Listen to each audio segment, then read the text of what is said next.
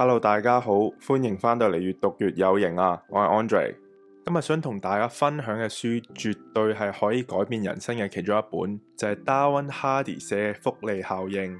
喺開始之前，想問大家一條問題：如果你而家面前有兩個選擇，你會揀邊一個呢？第一個選擇就係你可以即刻攞到300萬美金，而第二個選擇就係你可以攞到1毫子，但係呢1毫子每日都可以翻倍，連續翻倍31日。我知會有好多人第一時間都會揀300萬，覺得咁大筆錢即刻可以用，夠錢攞嚟買樓、買車、環遊世界。但如果你聽過呢個例子，你就會知道答案其實應該要揀第二個，因為嗰1毫子每日翻倍嘅話，去到第31日呢，佢會變成超過1000萬美金啊！但係喺現實生活入邊，點解咁多人會放棄呢個選擇？點解咁多人寧願要即時回報而放棄長遠嘅價值呢？咁今日就不如等我哋一齊拆解複利效應嘅威力啦。首先，咩叫做複利呢？簡單啲嚟講，複利就係時間加累積，無論係金錢、健康、人際關係，甚至你嘅思維習慣呢，只要每一日做一啲細細嘅改變，長期堅持落去嘅話，佢就好似滾雪球咁樣，有一個爆炸式嘅增長。就好似我頭先講個例子咁樣。假設你朋友都有參加呢個小測試，而佢就揀咗後者。頭5日，你個朋友可能只係得嗰幾毫子，你可能會笑佢，覺得佢揀錯。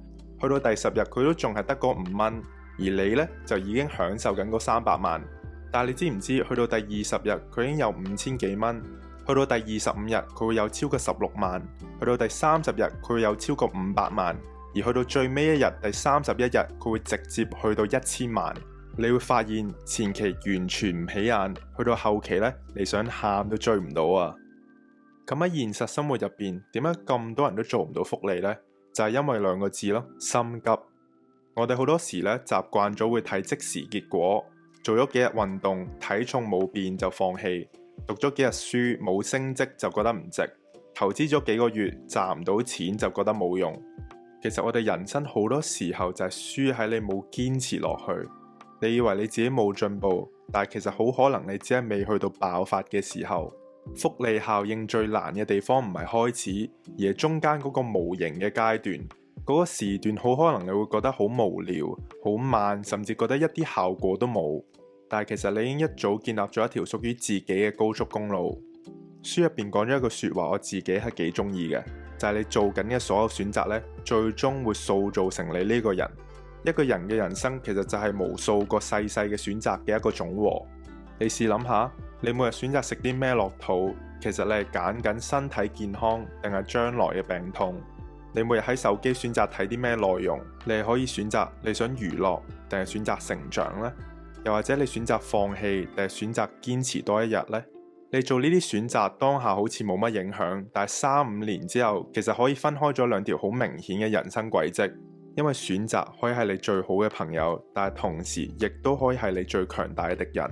書入邊有一個幾感動到我嘅小故事，作者試過每日寫低一條佢太太令佢覺得感恩嘅一個原因。咁冇話好長篇大論嘅，可能只係多謝你今晚煮咗餐我最中意食嘅菜，又或者我見到你笑呢，我覺得自己好幸福。佢就每日寫一件事，一直寫足1年，結果佢就發現佢哋夫妻嘅感情比拍拖嗰陣更加甜蜜。而呢一個就係愛嘅複利效應啦。好多人以為一定要用大禮物、大驚喜先可以維持一段關係，但係其實細細嘅行動、長期堅持，亦都可以係愛情最強大嘅力量。你試下問自己，你到底有幾耐冇講多謝呢句咁簡單但係咁有溫度嘅說話呢？你可以由今日開始試下每日寫低一句感謝身邊人嘅說話，唔好睇少呢啲細微嘅舉動，因為佢可以慢慢改變你同身邊人嘅關係。作者仲分享咗一條我覺得幾有用嘅幸運公式，就係準備加態度加機會加行動就係等於幸運啦。好多人覺得成功人士係靠好彩，但係其實佢哋一早就已經準備好，佢哋日日堅持學習，日日練習，當機會嚟到嗰一刻，佢哋就冇錯過。佢哋永遠都係保持正面嘅態度，就算面對所有困難都唔會咁輕易放棄。而當佢哋見到機會即刻行動，而唔係諗嚟諗去，結果拖延錯失。所以所謂嘅幸運，其實係有心人自己創造出嚟嘅。如果你想自己變得好彩，唔係靠個天，亦都唔係靠人，而係由今日就開始做好準備，每日堅持行一小步。